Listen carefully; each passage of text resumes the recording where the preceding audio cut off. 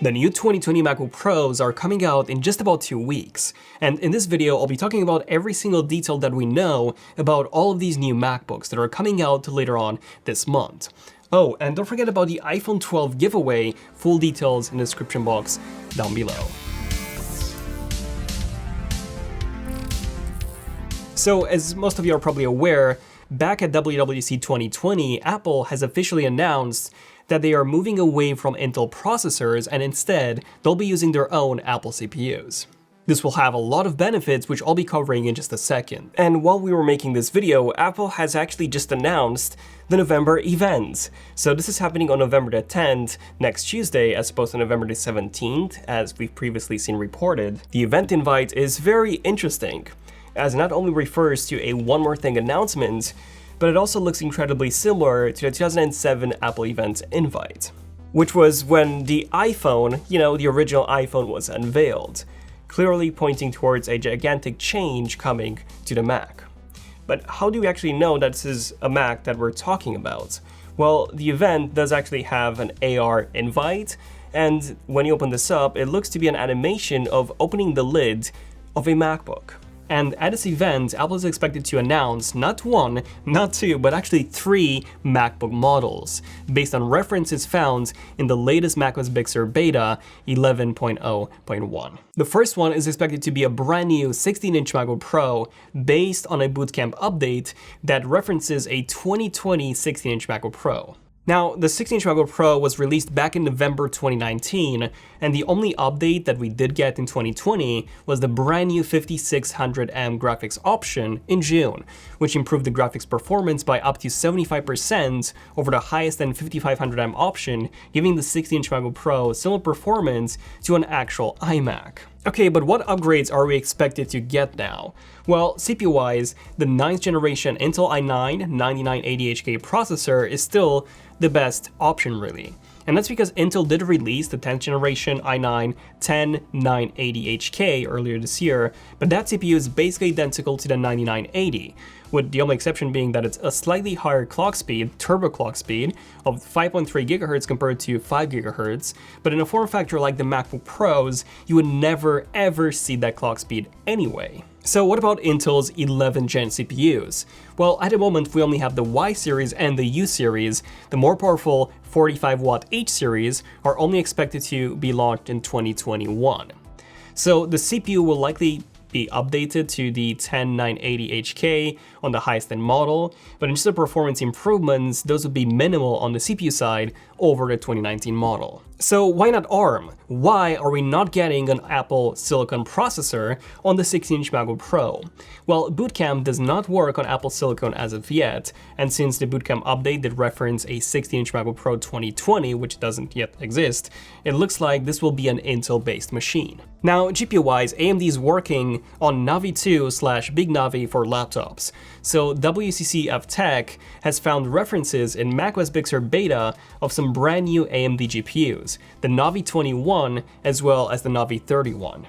Now, normally I would expect these in an iMac, but we did actually have a report on that too. So according to China Times, Apple is working on their very first desktop class CPU, so this is an actual processor, not an SoC, the Apple A14T, which will debut early next year in a new iMac. Not only that, but they're also working on their own dedicated GPU, codename Lifuka, which will be manufactured by TSMC using a 5nm process. Now, fun fact, AMD's Navi 2 GPUs are actually manufactured on a larger 7nm process. So here's what I think of all of this. This is my personal analysis. I believe that Apple just doesn't have a dedicated GPU for a laptop ready in time. They do have the SoC itself, which will have an integrated GPU, but they do not have anything ready for the new 16-inch MacBook Pro yet. So they're launching the 16-inch MacBook Pro with an Intel CPU and an AMD GPU, then the iMac redesign in early 2021, which will feature an Apple CPU and then a dedicated Apple GPU, and then in November 2021, this is when I believe that they'll be able to shrink down the iMac GPU and have that or something similar into a 16-inch MacBook Pro. And what this makes me think is that the 13-inch MacBook Pro, which is also getting an update, will have a less powerful GPU than the new 16-inch MacBook Pro, even though it will indeed be an Apple GPU, albeit integrated rather than dedicated, but this one will be weaker than the dedicated AMD GPU inside the 16-inch. So speaking of the 13-inch, what upgrades are we expecting to see here? Well, an Apple-made SoC is going to be the main upgrade here, which will give us some pretty major upgrades itself. So upgrade number 1 is in terms of the performance. So I'm currently using a 13-inch MacBook Pro 2020. This is the one with 4 Thunderbolt 3 ports and the Intel 10th generation processor as my main computer. I've been using this since it came out back in May. And for the most part, it's fine. It crashes daily because of T2 errors. And yes, I'm using Thunderbolt heavily, and that's why most people don't even know what Thunderbolt is. I use it heavily daily, and Thunderbolt doesn't really work well with the T2 processor, reason why I'm getting these crashes. Now, hopefully the upcoming ARM MacBook Pro will fix all these issues because it won't have a T2 chip, everything will be integrated, so hopefully. However, performance-wise, even though this is okay, it is noticeably slower than my previous laptop, which was a 2019 8-core 15-inch MacBook Pro. Now, RAM management is also pretty bad on this model with 16 gigabytes of RAM, so I'm really looking forward to the brand new 13-inch MacBook Pro, as that is actually the model that I would be upgrading to, and that would be my main new laptop. Now, performance-wise, the 2020 iPad Pro and even the 2018 iPad Pro, those are already more powerful than this 2020 high-end 13-inch MacBook Pro. And I'm not just talking about Geekbench scores here. Like, we even did a test where both devices had the same 4K 60 timeline with the exact same effects and the same video, and everything was identical. And the MacBook Pro exported this timeline, 5 minutes, in 7 minutes and 27 seconds, while the iPad Pro exported this in 2 minutes and 52 seconds. Yeah, a gigantic difference between the two. Not only that, but the iPad Pro is 2.6 times thinner than the MacBook Pro, it is 3 times lighter, and it even comes with a better battery life too, all without the need of a fan, and it's also less expensive. So try to apply the same logic onto the brand new MacBook Pro. Only that the performance will be even higher, as this will be using an actual chip design for a MacBook rather than, an iPad processor. Now, something that you should definitely know is that when you buy your new MacBook, your new ARM MacBook, that incredible performance will only apply to native ARM apps. So all non-native apps, which is really all third-party apps, will actually run slower than on the previous models. In fact, we did actually have some leaked Geekbench scores back in August of the Mac Mini Developers Kit that was running on the A12Z chip, and that one showed around 830 points for the single-core performance and around 2,900 points for the multi-core performance. Now, my 2020 Intel 10th Gen MacBook Pro scores 1,244 for the single-core and 4,364 for the multi-core, which is 50% more powerful in both single-core and multi-core performance. But this was done through emulation. Native apps are set to run about 4 times faster than emulated apps, therefore the performance improvement should be about double when compared to the current Intel model. Not only that, but this was also the A12Z rather than an actual chip designed for a future Mac. Mark Gurman reports that the first Mac ARM processor will actually be based on the A14 SoC that's currently inside the iPhone 12 and the new iPad Air 2020. However, it will feature 12 cores rather than 6 cores like it does on the iPhone. So we could see similar performance through emulation as the 13-inch MacBook Pro runs now natively, and then even higher performance for apps specifically designed with ARM Macs in mind. Then, upgrade number 2 is the battery life. Now, since this new Apple SoC will be manufactured on a smaller 5nm process, it will also consume significantly less power than the 14nm or 10nm process inside the previous generation of MacBook Pros. And because of this, we are expecting to see the first boost in battery life over the 10-hour mark ever since the 2015 13-inch MacBook Pro. Some reports are pointing towards a 15 to a 25-hour battery life on an upcoming MacBook Pro. Now, I would put my money on 15 being the number that Apple will claim at the event. And something that I should probably note here is that my iPad, Apple claims about 10 hours of battery life, and I'm getting about 7 hours. Whereas on my MacBook Pro, Apple claims 10 hours, so the same amount, but I'm only getting about 5. So by Apple using their own silicone inside the Macs, the actual battery life will now be closer to the actual battery claims. And then the third big upgrade is when it comes to software. So we now know that all Apple Silicon Macs will actually be able to run iOS apps natively. Apple said this at WWDC. What this means is that you can just go into the App Store and download any app that you're currently using on your iPhone or iPad, and through iCloud, you can get all of your data on your Mac too. This is pretty amazing, as it means that now you will no longer need to have your iPhone around when you want to open your favorite apps. So you'll be able to launch Facebook Messenger, Instagram, and more directly on your Mac. And developers can also release updates to their apps if they choose to do so to support the larger displays on the Macs, which means that we could finally get to see a Netflix app running natively on the Mac, and also an optimized Instagram app, hopefully. No, actually no, that's likely never gonna happen. But anyways, the possibilities are honestly endless. Aside from Instagram, everything is doable, so I'm really looking forward to that. And finally, the fourth upgrade is when it comes to the design. Now, unfortunately, we do not have any new reports in terms of the design of this new 13-inch MacBook Pro. Some older reports were saying that we would be getting a redesign with a 14-inch display and thinner bezels. Other reports have said that it's literally going to be the exact same design as we have now, just with an Apple SoC. Now, personally, I'm not fully sure what to say here, because you see, the change to Apple's own silicon is so big that it would make a lot of sense for Apple to fully redesign these MacBooks. I mean, they will need a new motherboard design anyways, and it might not even require a cooling fan. Also, that motherboard will be significantly smaller than it is now.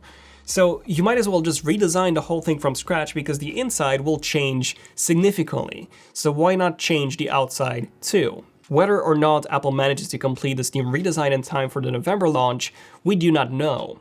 But I for sure hope that they will be able to, because a new design with all the big performance, battery life, and software upgrades that this new MacBook Pro will be getting will just make it an even better product. Okay, Daniel from a different time here with an important announcement from our sponsor, Surfshark. Surfshark offers you an 83% discount plus 3 months for free when using the coupon code ZONEofTECH. What is Surfshark, you might ask? Well, it is a VPN. But you see, unlike other VPNs, which can cost £10 a month or some even more than that, Surfshark only costs £1.71 a month. Yeah, that's actually less than a cup of coffee here in the UK. Also, unlike other VPNs, Surfshark lets you use it on an unlimited number of devices. And it's very easy and very fast to use. With literally one tap, you're automatically connected to the fastest possible network. And I was literally getting the same speeds I was getting when I wasn't using a VPN. And what does a VPN do, you might ask? Well, number one, it protects you from hackers that might scoop into your data when you're browsing from public Wi-Fi, such as at an airport, a hotel, and so on. Number two, it allows you to access Netflix and any other website and service for that matter from a different location. What this means is that I can watch Netflix US here in the UK and get access to TV shows that I normally would not have access to. And number three, it works on anything. iOS, Android, PC, Mac, Linux, smart TVs, Amazon Fire Stick, Apple TV, Chrome, Firefox, Xbox, and PlayStation. Simply use the coupon code ZONEofTECH to get an 83% discount plus 3 months for free. And thanks again to Surfshark for sponsoring this video. And finally, we have the new 12-inch MacBook, which is expected to be the third of those 3 new MacBook models. And this 12-inch MacBook, this is actually the one that I've had for quite a few years now, and this was really one of the most unique laptops that Apple has ever released. So this came out in 2015, and at that time, it was not just the thinnest laptop that Apple has ever released, but it was also the thinnest laptop on the market, which was crazy. Like, take a look at how thin this thing is. Can you guys see that? Look at that. This thing, and I can hold it like literally with 2 fingers. It's crazy light, crazy thin. Even today, 5 years later, this thing is so stunning. Interesting enough, Apple called it a MacBook rather than a MacBook Air. And then the Air became the cheap entry-level MacBook, while the MacBook was really thin and it was really portable. So yeah, this kind of ruined the whole MacBook Air name, don't you think? Now, like I said, I've had this MacBook since 2015. I've used it for a few years as my secondary Mac. And oh boy, this thing was slow. Like, it ran on a fanless Intel Core M processor, the first gen. This is also the baseline model, so this is the worst, the worst possible 12-inch MacBook that you could buy. And it had about the same performance as an iPhone 6. And I gotta say, in 2020, the MacBook is so slow that even browsing the web is quite painful. Now, Apple did release updated models in 2016 and 2017, which featured Intel's second and third gen Intel Core M processors. But then in 2019, after 2 years of no updates to the 12-inch MacBook, Apple quietly discontinued it, even though Intel did actually have a few newer models of the Intel Core M processors. So it was pretty clear that Apple's vision for the 12-inch MacBook just couldn't be achieved with Intel's processors. And while it was indeed crazy thin and impressively portable, the performance of it just wasn't there, even with Intel's newest generation Core M processors. And we have seen multiple reports that Apple is actually planning on bringing back the 12-inch MacBook in November, but with an Apple SoC processor inside. This has been rumored to be the Apple A14X chip, so the exact same chip as in the upcoming iPad Pro, which would give it a massive boost in performance compared to even the highest-end 2017 12-inch MacBook. Now, the 12-inch MacBook would be noticeably more powerful than even the 13-inch MacBook Pro, like the highest-end one that you can currently buy at the time of making this video. Obviously, the new 13-inch 2020 ARM MacBook Pro will come with an even more powerful processor. Now, Twitter leaker Komia posted a few more details on this new upcoming 12-inch MacBook. So according to him, you will be able to configure the RAM to up to 16 gigabytes, as well as up to 1 terabyte of storage. Now, the display will remain the same size, but we will be getting a major battery life improvement to between 15 and 20 hours, which is nuts. The camera is getting a bump to 720p from the 480p of the previous model, which was quite awful. We'll still have one single USB Type-C port, unclear if this will be a Thunderbolt 4 or not, and the weight will remain the same at 2 pounds or 0.91 kilograms. But interesting enough, it will also come with a butterfly keyboard, according to Komia.